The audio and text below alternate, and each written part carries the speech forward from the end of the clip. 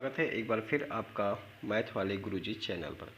बच्चों, आज के इस वीडियो में आप जवाहर नवोदय विद्यालय प्रवेश परीक्षा 2025 के लिए अंकगणित के क्वेश्चन को देखेंगे। ठीक है, तो अंकगणित के क्वेश्चन को शुरू करने से पहले सबसे पहले मैं इसके सिलेबस को बता देता हूँ। देखो, सिलेबस क्या है यहाँ पर आप लोग का। मानसिक योग्यता परीक्षण,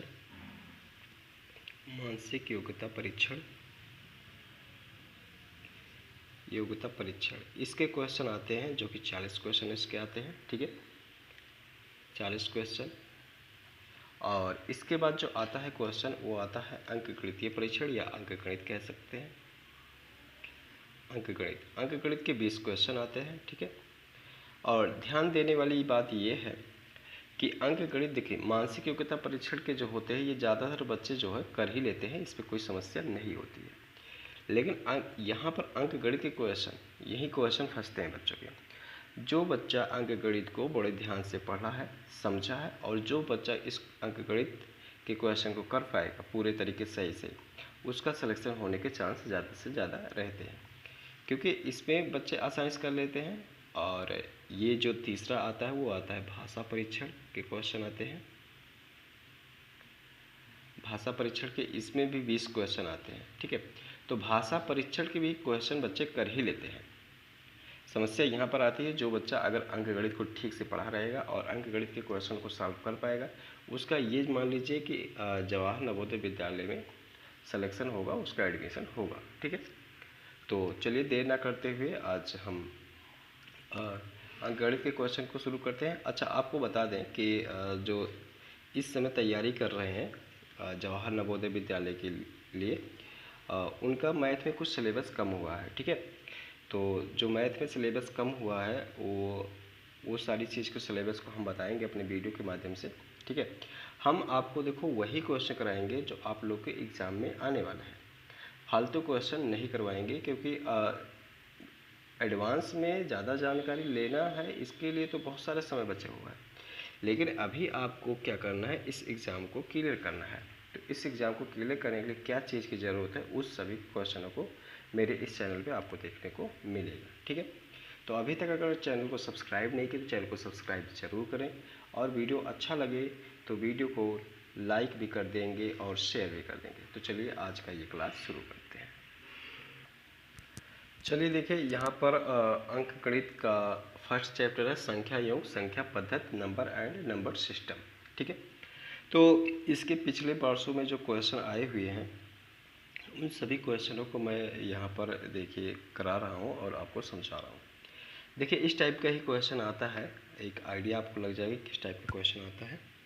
देखिए, फर्स्ट क्वेश्चन है कि बड़ी से बड़ी तथा छोटी से छोटी 5 अंकों की संख्याएं जो अंकों 0, 3, 6, 7 तथा 9 से बनती है, जब कोई अंक दोबारा नहीं आए का अंतर है। ठीक है, तो बड़ी संख्या और छोटी संख्या लिखना है और फिर उसका अंतर बताना है। तो देखो, यहाँ पर बच्चे गलती क्या कर देते हैं, बड़ी संख्या और छोटी संख्या लिखने में ही गलती कर देते हैं। ठीक है, तो ऐसा नहीं करना है। कैसा करना है मैं बता रहा हूँ। देखो, तो हमें जो अंक दिया गया है 0, 3, 6, 7, 0, 3, 6, 7, 9, ये हमको संख्या दी गई है। ठीक है, इसी से बनानी है बड़ी संख्या। तो यहाँ पर बड़ी संख्या बन जाएगी, बड़ी संख्या 9, 7, 6, 3, 0। ठीक है, छोटी संख्या,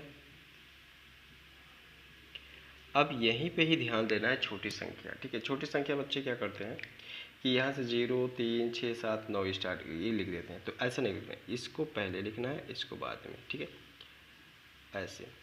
अब इन दोनों का अंतर पूछ रहा था, मतलब घटाना, तो मैं इसको घटा दूंगा। तो यहाँ हो जाएगा 1, यहाँ बचेगा 2, और इधर से लेकर उधार हो जाएगा 12, 12 में से 7 घटाएंगे बचेगा 5, और ये हो जाएगा 9, और ये हो जाएगा 6। ठीक है, और यहाँ से जो हो जाएगा, यहाँ बचेगा 8, 8 में से 3 घटाएंगे बचेगा 5।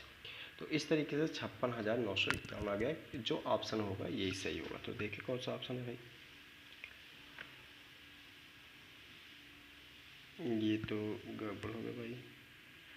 अच्छा, यहाँ पर ये 6 आएगा। देखो, 9 में से 3 घटाएंगे बचेगा 6 बच्चों। ठीक है, सॉरी, तो ये 66,951, 66,951। देखिए ये तीसरा वाला ऑप्शन सही है बच्चों, ठीक है। तो थोड़ा सा मिस्टेक हो गया। अगला देखें, संख्या इतने में 5 के स्थानीय मूल्यों का योग है। अच्छा, यहाँ पर देखो ये संख्या दिया गया है 5, 8, 4 और 3, 5, 6। तो मैं इसको लिख लेता हूँ यहाँ पर और आपको समझा रहा हूँ। देखो 5, 8, 4, 3, 5, 6, ठीक है। तो इस 5 का स्थानीय मान कितना हो जाएगा? 50 हो जाएगा। और इसका स्थानीय मान कितना हो जाएगा? इकाई, दहाई, सैकड़ा, हज़ार, 10,000, लाख। इसका मतलब आ जाएगा 5 लाख। 5 के आगे 5 जीरो लग जाएगा, ठीक है, ऐसे। सही है। अब इन दोनों का क्या पूछ रहा है कि योग क्या है, तो इसका योग क्या हो जाएगा बच्चों? 0, 5, 0, 0, 0 और 5, इतना हो जाएगा, ठीक है। तो यहाँ पर देखिए कौन सा ऑप्शन दिख रहा है, यहाँ पर चौथा ऑप्शन दिख रहा है, तो ये चौथा ऑप्शन सही हो जाएगा, ठीक है। ये देखिए 2019 में आया हुआ क्वेश्चन भी है।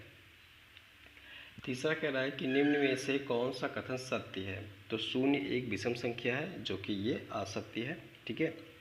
0 एक सम संख्या है, ये देखो 0 के लिए जो है अभी मैं बता रहा हूँ, 0 एक आभाज्य संख्या है, ये असत्य है। 0 ना तो विषम संख्या है और ना ही सम संख्या है, ठीक है। तो ये ऑप्शन सही हो जाएगा, क्योंकि 0 को हम क्या कह सकते हैं, ना सम ही कह सकते हैं ना विषम ही कह सकते हैं, ठीक है। तो 0 ना तो सम है ना तो विषम है, ये अब वाला ऑप्शन सही हो जाएगा, ठीक है। अगला देखो, 5 अंकीय बड़ी से बड़ी तथा छोटी से छोटी संख्याओं जिनमें सभी अंक भिन्न हों का अंतर है। 5 अंकीय बड़ी से बड़ी, अच्छा, जब बड़ी से और सभी अंक देखो, जब अच्छा 5 अंकों की जो बड़ी से बड़ी संख्या होती है वो कितनी होती है? ये होती है 99,999। और छोटी संख्या क्या होती है?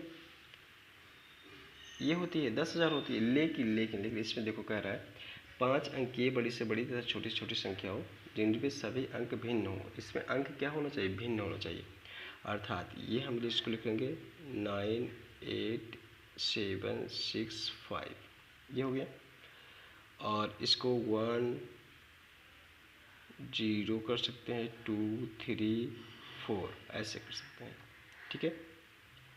तो अब इसको घटाएंगे, इनका अंतर पहुँचा था, तो ये 1 हो जाएगा, ये 3 हो जाएगा और ये हो जाएगा 5 हो जाएगा, 8 हो जाएगा और 8 हो जाएगा, ठीक है। तो क्या ये कोई है ऑप्शन? तो ये ऑप्शन देखिए है, दूसरा ऑप्शन सही हो जाएगा, ठीक है। अगला देखो 5 नंबर क्वेश्चन है, कह रहा है कि विभिन्न अंकों का प्रयोग 4 अंक की सबसे छोटी संख्या जिसमें 9 दहाई के स्थान पर हो, ठीक है, 9 दहाई के स्थान पर हो।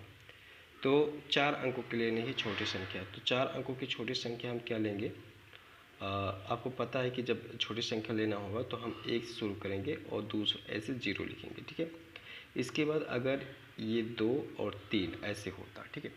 लेकिन लेकिन लेकिन इसमें कह रहा है कि साफ स्पष्ट है क्या कि दहाई के स्थान पर 9 होना चाहिए। तो हम इसकी जगह पे अगर 9 लिखता हूँ तो 2 तो छोटा, इसके बाद यही आएगा छोटा, तब 3 आता।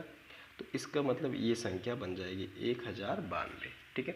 तो 1092 जो ऑप्शन यहाँ पर है वो सही हो जाएगा, दूसरा नंबर, ठीक है। अगला क्वेश्चन देखो,